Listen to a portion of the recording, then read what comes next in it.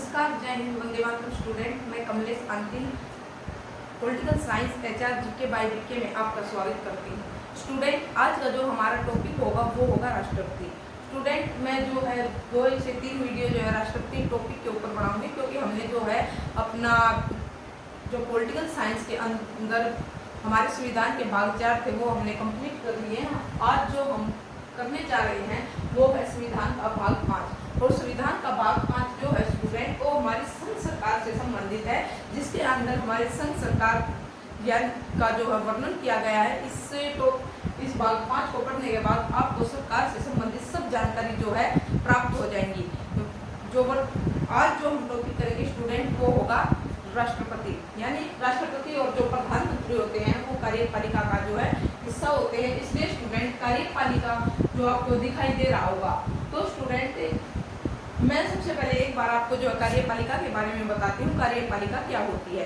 कार्यपालिका के होती है स्टूडेंट, हमारा देश जो है लोकतंत्र देश है, ये आप जानते हो। लोकतंत्र का वह हिस्सा जो विधायिका द्वारा बनाए गए कानून को लागू करता है वह कार्यपालिका कहलाता है। अब आते हैं स्टूडेंट, कार्यपालिका का जो हिस्सा होता है वो एक राष्ट्रपति होता है। तो राष्ट्रपति का जो वर्णन है आप अनुच्छेद 52 से लेकर अनुच्छेद 72 तक पढ़ेंगे। स्टूडेंट, सबसे पहले हम पढ़ते हैं अनुच्छेद 52। अनुच्छेद 52 क्या कहता है? हमारे संविधान का अनुच्छेद 52 कहता है भारत का एक राष्ट्रपति होगा। भारत का एक राष्ट्रपति होगा। स्टूडेंट, आप एक बात और नोट कर लीजिए, राष्ट्रपति सर्वोच्च नागरिक होता है। राष्ट्रपति सर्वोच्च नागरिक होता है। साथ में नोट लिखिए, लोकसभा का सदस्य होना जरूरी है। जो हमारा राष्ट्रपति पद पर होगा वो जो लोकसभा का सदस्य होना जरूरी है। यदि वह लोकसभा का सदस्य नहीं है तो हम उसको राष्ट्रपति पद पर जो है नहीं दे सकते। आगे है अनुच्छेद 53। कार्यपालिका शक्ति राष्ट्रपति के पास होंगी। जो कार्यपालिका से संबंधित शक्ति है स्टूडेंट वो जो है राष्ट्रपति के पास होंगी। ये हमारे संविधान के अंदर लिखा गया है। लेकिन स्टूडेंट, मैं आगे जो है आपको बताऊंगी कि कार्यपालिका की वास्तविक शक्ति और नाम मात्र शक्तियां होती हैं, जो आपको जानकारी मैं आगे दूंगी। उससे पहले मैं कुछ बेसिक जो है राष्ट्रपति से संबंधित अनुच्छेद में आपको जानकारी दे रही हूँ और अनुच्छेद जो है आपको बता रही हूँ। अनुच्छेद 54 राष्ट्रपति चुनाव। राष्ट्रपति चुनाव का वर्णन स्टूडेंट अनुच्छेद 54 में किया गया है। और हमारे जो जानने योग्य बात है वो है, यदि राष्ट्रपति के चुनाव से संबंधित कोई विवाद होता है तो उस विवाद को कौन सुलझाएगा? उस विवाद को सुलझाएगा सुप्रीम कोर्ट का चीफ जज, या आप सीजीआई बोल सकते हो। अनुच्छेद 55 चुनाव का निर्वाचन। निर्वाचन का अर्थ क्या होता है स्टूडेंट? हमारे सामने एक शब्द आता है निर्वाचन। निर्वाचन का अर्थ होता है कि राष्ट्रपति का जो चुनाव है वो किस प्रकार से होगा, उसके कार्य से एक तरह से जो उसके चुनाव के लिए जो कार्य विधि होगी वो कैसी होगी, इसका वर्णन है स्टूडेंट अनुच्छेद 55। अनुच्छेद 56 समय अवधि। समय अवधि क्या होगी राष्ट्रपति की? स्टूडेंट, ये हमारे संविधान के अंदर एक राष्ट्रपति की समय अवधि 5 वर्ष दी गई है। लेकिन 5 वर्ष से पहले भी हम महाभियोग के द्वारा अनुच्छेद 61 में इसका वर्णन किया गया है। राष्ट्रपति को हटा सकते हैं। इसके अंदर राज्यसभा के कितने जो है पार्लियामेंट मेंबर होंगे और लोकसभा के कितने पार्लियामेंट मेंबर होंगे ये मैं आपको नेक्स्ट जो है बताऊंगी नेक्स्ट वीडियो में। अनुच्छेद 57 फिर से चुनाव लड़ने का अधिकार। स्टूडेंट, क्या हमारे देश का राष्ट्रपति एक ही बार पद पर आ सकता है या उसको बार बार जो है चुनाव लड़ने का अधिकार होगा? ये हमारा अनुच्छेद जो है 57 कहता है कि हमारे देश का राष्ट्रपति जो है बार बार चुनाव लड़ सकता है या फिर अपने पद को पा सकता है। अनुच्छेद 58 योग्यता। स्टूडेंट, राष्ट्रपति बनने के लिए कुछ योग्यता होनी जरूरी है। वो योग्यता है सबसे पहली भारत का नागरिक हो, उसकी आयु जो है 35 वर्ष जो है हो चुकी हो और वह किसी तरह से दिवालिया ना हो। दिवालिया का मतलब होता है स्टूडेंट किसी तरह से वो कर्जा ना ले हो, कर्जदार ना हो सरकार का। तो आगे है स्टूडेंट वो किसी पद पर जो है पहले से सेवारत ना हो। ये हमारा अनुच्छेद 59 कहता है, यानी अन्य पद पर सेवारत न हो।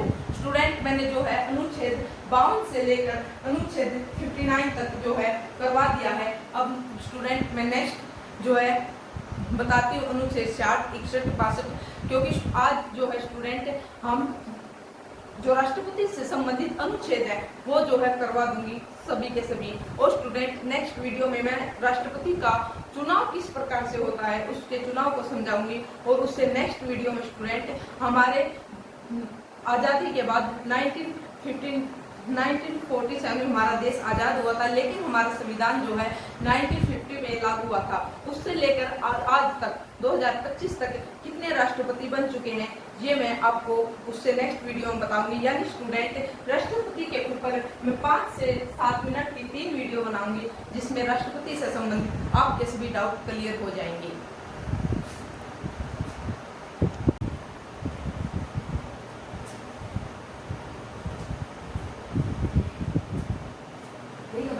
अनुच्छेद 59 तक जो कर लिए थे, फिर आता हमारा अनुच्छेद 4। अनुच्छेद जो 4 है वो कहता है शपथ। शपथ से संबंधित जो है वर्णन किया गया है कि जो राष्ट्रपति है, राष्ट्रपति जब अपना चुनाव जीत लेता है तो उसको जो है शपथ कौन दिलवाएगा? राष्ट्रपति को चुनाव जीतने के बाद उसको शपथ जो दिलवाएगा वो दिलवाएगा सुप्रीम कोर्ट का चीफ जज। यदि सुप्रीम कोर्ट का चीफ जज नहीं है तो फिर दिलवाएगा सुप्रीम कोर्ट का सीनियर जज। कौन? सुप्रीम कोर्ट का सीनियर जज। अब आता है अनुच्छेद 61।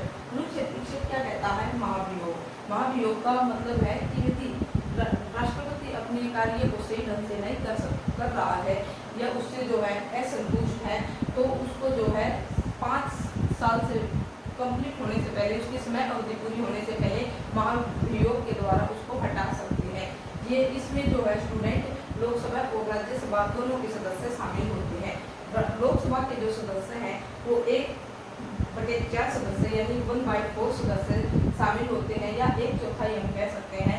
और जो राज्यसभा के सदस्य हैं वो 2/3 जो सदस्य शामिल हो सकते हैं, या हम इसको 2/3 सदस्य कह सकते हैं। अब आता है स्टूडेंट राष्ट्रपति को अपने पद से हटाने से पहले या फिर उसको महाभियोग लगाने से पहले 14 दिन पहले जो है राष्ट्रपति के घर जो है नोटिस भेजना होगा।